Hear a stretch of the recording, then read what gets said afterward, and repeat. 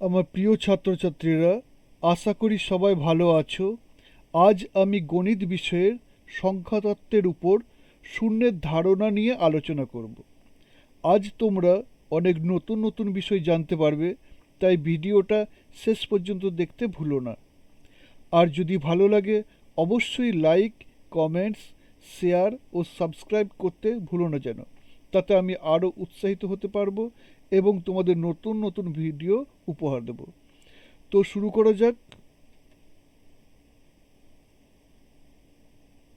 আজকের বিষয় হলো শূন্য বা জিরোর ধারণা।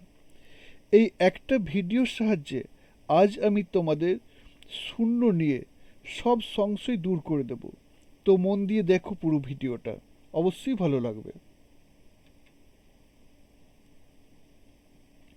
শূন্য বা জিরো, আমরা যদি মানব সভ্যতার ইতিহাসের দিকে চোখ রাখি তাহলে দেখতে পাবো বন্য মানুষ আদিম মানুষ থেকে ধীরে ধীরে সভ্য মানুষে পরিণত হয়েছে। আর এটা হয়েছে সুদীর্ঘ কয়েক সহস্র বর্ষের প্রচেষ্টায়। ধীরে ধীরে গড়ে উঠছে গ্রাম, নগর, বন্দর, শিখেছে চাষবাস, ব্যবসা বাণিজ্য, মনের ভাব প্রকাশ করতে শিখেছে, বিনিময় প্রথার আমদানি করেছে, আবিষ্কার করেছে বর্ণ, বর্ণমালা, সংখ্যা। মানুষ 1 থেকে 9 পর্যন্ত সংখ্যা আবিষ্কার করলেও বা এর ব্যবহার শিখলেও শূন্য বা জিরোর ধারণা করতে পারেনি। বহুদিন পর্যন্ত মানুষ বুঝতেই পারেনি নয়ের পর কি হবে।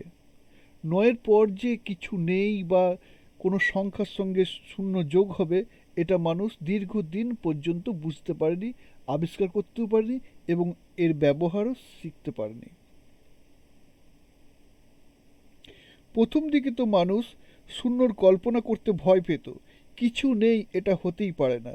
সেটা ঈশ্বরের অস্তিত্বকে অস্বীকার করা, শয়তানকে প্রশ্রয় দেওয়া। তারপর মাত্র 2000 থেকে 2300 বছর আগে মানুষ শূন্য আবিষ্কার করেছে।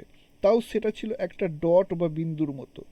আজকে আমরা যে শূন্যের রূপ বা চেহারা দেখি, সেটার প্রথম প্রমাণ পাওয়া যায় বাকশালী ম্যানুস্ক্রিপ্ট থেকে, যেটা খ্রিস্টীয় প্রথম থেকে তৃতীয় শতকের বলে মনে করা হয়। সাধারণভাবে প্রচলিত আছে যে আর্যভট্টই প্রথম শূন্যের ধারণা দেন।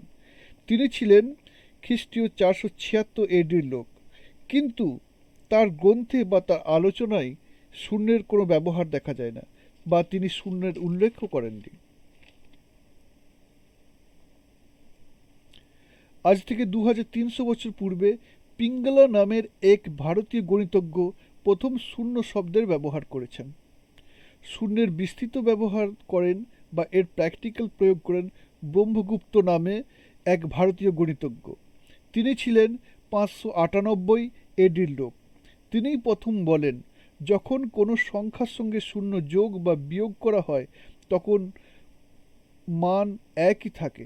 কোনো সংখ্যার সঙ্গে শূন্য গুণ করলে শূন্য হয়, শূন্যর সঙ্গে শূন্য জুড়লে শূন্যই হয়, আর শূন্য থেকে শূন্য সরালে শূন্যই হয়। মনে করা হয় ভারত থেকে আরব হয়ে ইউরোপে শূন্যের ধারণা প্রবেশ করে। ফিবোনাসি, যিনি লিওনার্দো অফ পিসা নামে পরিচিত ছিলেন, তিনিই প্রথম ইউরোপে জিরোর ধারণা প্রসার ঘটান এবং পরিচিতি ঘটান। তিনি 1170 থেকে 1250 এডির লোক ছিলেন। তিনি সম্ভবত আরবীয়দের কাছ থেকে শূন্য ধারণা পান। তাহলে বলা যায় ভারত থেকে আরব হয়ে ইউরোপে শূন্যের ধারণা প্রসার লাভ করে। আসলে শূন্যের চরিত্র বেজায় জটিল। বাঁ দিকে শূন্য বসলে দাম নেই, কিন্তু ডান দিকে শূন্য বসলে তার দাম বেড়ে যাবে। এবার দেখিনি শূন্যর কিছু বৈশিষ্ট্য। শূন্য একটি অঙ্ক বা ডিজিট এবং এটি একটি সংখ্যা বা নাম্বার। শূন্য একটি পূর্ণ সংখ্যা, শূন্য একটি অখণ্ড সংখ্যা, শূন্য একটি জোড় সংখ্যা, শূন্য একটি মূলদ সংখ্যা। কিন্তু শূন্য একটি স্বাভাবিক সংখ্যা নয়। শূন্য এমন একটি সংখ্যা যেটা ধনাত্মক বা পজিটিভ এবং ঋণাত্মক বা নেগেটিভ কোনোটাই নয়। এবার দেখি গণিতে শূন্যের ব্যবহার। যোগের বেলায় কোনো সংখ্যার সঙ্গে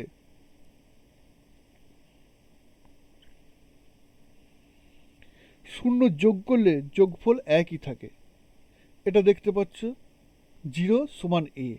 তেমনি একইভাবে হবে 1 প্লাস 0 সমান 1। একইভাবে বিয়োগের বেলায় কোনো সংখ্যা থেকে শূন্য বিয়োগ করলে বিয়োগফল সেই সংখ্যাই হয়। যেমন দেখো, a মাইনাস 0 সমান a, 1 মাইনাস 0 সমান 1। কিন্তু যদি উল্টোটা হয়, অর্থাৎ 0 মাইনাস a, তাহলে কিন্তু মাইনাস a হবে। আবার 0 মাইনাস 1 মাইনাস 1 হবে। এইভাবেই বাকি ক্ষেত্রে হবে। গুণের ক্ষেত্রে কোনো সংখ্যার সঙ্গে শূন্য গুণ করলে শূন্য হয়। যেমন a ইন্টু 0 সমান 0, 1 ইন্টু 0 সমান 0। ভাগের ক্ষেত্রে একটু ব্যাপারটা দেখো, শূন্য ভাজিত a সমান হচ্ছে শূন্য, তেমনি শূন্য ভাজিত 1 সমান হচ্ছে শূন্য। আবার দেখো, যদি উল্টোটা হয়ে যায়, a ভাজিত শূন্য হয়, তাহলে কিন্তু সেটা ইনফিনিটিভ হবে বা আনডিফাইনেড হবে।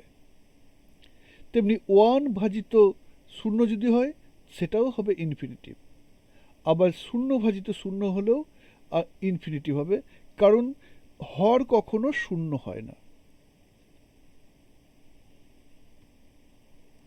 তো বন্ধুরা, এই ছিল আজকের আলোচনা। পুরো ভিডিওটা দেখার জন্য অনেক অনেক ধন্যবাদ।